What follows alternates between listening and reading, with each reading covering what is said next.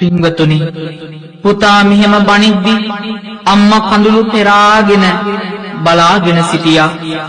අම්මා කිසිම දෙයක් කිව්වේ නැහැ. බිම් බලාගෙන කඳුළු වැగిරෙව්වා. පුතාට ඕන වුණේ මේ කැත මුහුණක් තියෙන අම්මාගෙන් ඉක්මනට මෑත් වෙන්න. පුතා මහන්සි වෙලා ඉගෙන ගත්තා. අම්මා බත් විකුණ පුතාට හොඳට ඉගෙනුවා. මූලික ඉගෙනුම අවසන් වුණා. පසුව පාසලේ වැඩ නිසි අයුරින් සිදු කළ මේ පුතුට උසස් ඉගෙනුමට යන්නට උනානේ පිට රටට. උරුම කරලා ටකරංගය අසරණ මේ මවුට පිටත් වුණා ඉක්මනින්ම යන්නට දුරු රට. දවසක් අලුයම අවදිව ආදර මේ පුතා මවුට හොරෙන් පිටවිය යන්නට නොකරම කතා. අවදිව අම්මා සොයනවා තම ආදර පුතා. තනි කර ගිය බව වැටහුණා වැඩි ඉගෙනුම පතා. පුතා තමන්ව තනි කර දාගිය බව දැනගත් මේ අම්මා මුල්ලකට වී ඉකිගසා හඬනවා.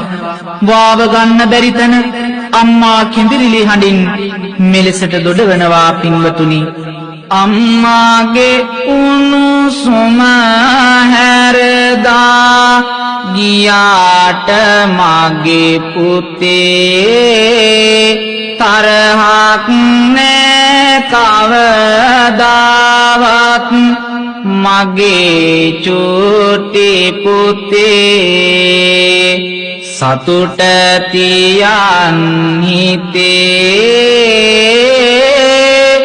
ඉන්න කොරන් පුතේ. සතුට තියන් හිතේ ඉන්න කොරන් පුතේ. දැසක් නැති වුණත් මගේ පෙනෙන ඇසින් පුතේ. දසක් දුක් විඳලායි මම නුඹව හැදුවේ පුතේ. තරහක් නෑ සිතේ මගේ පාන නුඹ පුතේ. තරහක් නෑ සිතේ මගේ පාන නුඹ පුතේ. ආයෙත් දවසක ආවොත් මේ පලාතේ පුතේ මගේ පුංචි පැල්පත ළඟ නවතිනවද පුතේ. ඔබ එන තුරු රතේ